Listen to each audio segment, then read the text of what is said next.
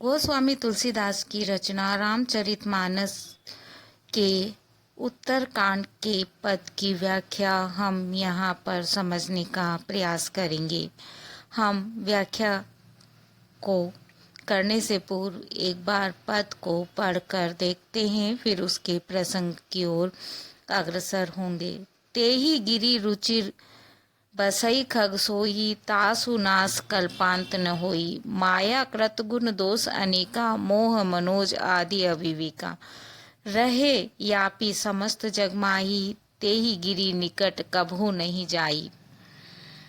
तह बसी हरहि भजई जिमि कागा, सो सुनु उमा सहित अनुरागा। पीपर तरुतर ध्यान सुधरई, जाप यज्ञ पाकरी तर करई। आंब छा कर मानस पूजा, तजी हरि भज नु काजू नहीं दूजा। बर तर कह हरि कथा प्रसंगा, आवही सुनहु अनेक विहंगा। रामचरित्र विचित्र विधि नाना, प्रेम सहित कर सादर गाना। सुनहि सकल मति विमल मराला, बसहि निरंतर जे तेहि ताला। जब में जाई सो कौतुक देखा, उर उपजा आनंद विसेखा। तब कछु काल मराल तनु, धरी तह कीन निवास। सादर सुनी रघुपति गुण, पुनि आयौ कैलाश। यहाँ पर वक्ता और श्रोता कौन है, यह बात हमें ध्यान देनी है। उत्तरकांड में शिव जी पार्वती जी को काकभूषुंड जी, जो एक पक्षी के रूप में हैं, द्वारा सुंदर पर्वत पर राम कथा कहने और उनकी राम कथा के प्रति अटूट भक्ति को, विश्वास को यहाँ पर अभिव्यक्ति देना चाहते हैं। शिव जी पार्वती जी से उस प्रसंग की चर्चा करते हैं कि किस तरह उन्होंने काकभूषुंड जी के मुंह से कथा को सुना था। इसी का वर्णन करते हुए वे यहाँ पर कहते हैं, तेहि गिरी, उस पर्वत पर, तेहि मतलब उस, गिरी मतलब पर्वत पर, रुचिर बसई खग सोई, सोई मतलब वह पक्षीराज वहाँ पर रुचि से अच्छे प्रकार से निवास करता है, बसता है अर्थात निवास करता है। खग मतलब पक्षी। उस पर्वत पर वह पक्षी अच्छे प्रकार से कुशलता से निवास करता है। तासु नाश कल्पांत न होई, वह कहते हैं उसका नाश कल्प के अंत में भी, जब सबका नाश हो जाता है तब भी उसका नाश नहीं होता। माया कृत गुण दोष अनेका, माया के द्वारा कृत अर्थात निर्मित किए गए अनेक गुण और दोष हैं। मोह मनोज आदि अविविका, जिसमें मोह की भावना, कामदेव की भावना, मनोज मतलब कामदेव, और अविवेक इत्यादि बहुत सारे गुण और दोष माया द्वारा बनाए गए हैं। रहे यापी, ये सब यापी अर्थात व्याप्त हैं, समस्त जगमाही सारे संसार में व्याप्त है। तेई गिरी निकट कभू नहीं जाई, परंतु ये उस पर्वत के निकट कभी भी नहीं जाते हैं।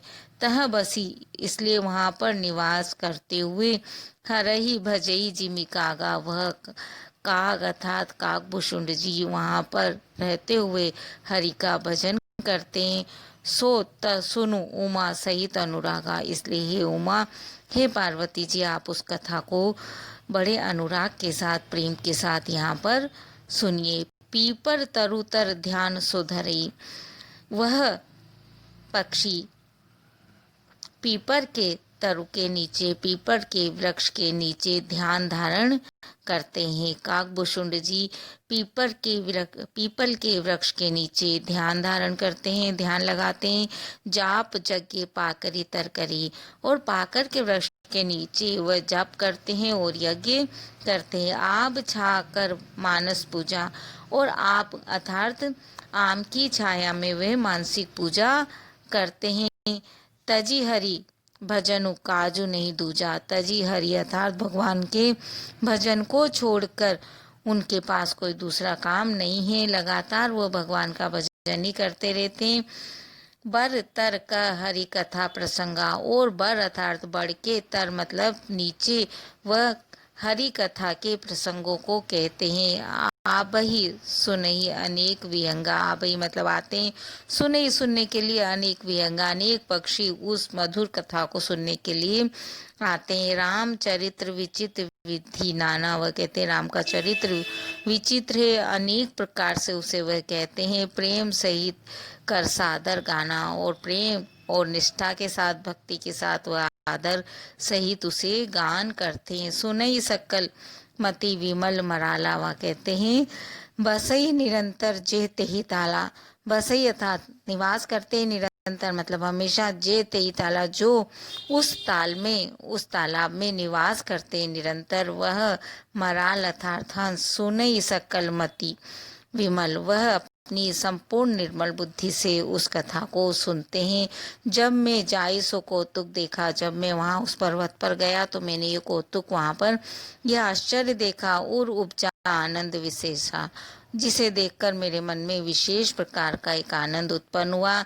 तब कछु काल मराल तनु, तब मैंने कुछ समय के लिए वहाँ पर हंस का शरीर धारण करके तहीं तह कीन निवास, धरी तह कीन निवास, वहीं पर मैंने हंस का शरीर धारण करके निवास किया। सादर सुनी रघुपति गुणों, और आदर पूर्वक, सम्मान पूर्वक रघुपति के गुणों का गान सुना।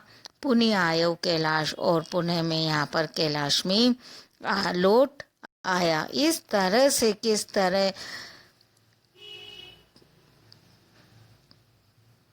उन्होंने कथा सुनी, इस बात का वर्णन इसमें किया गया है।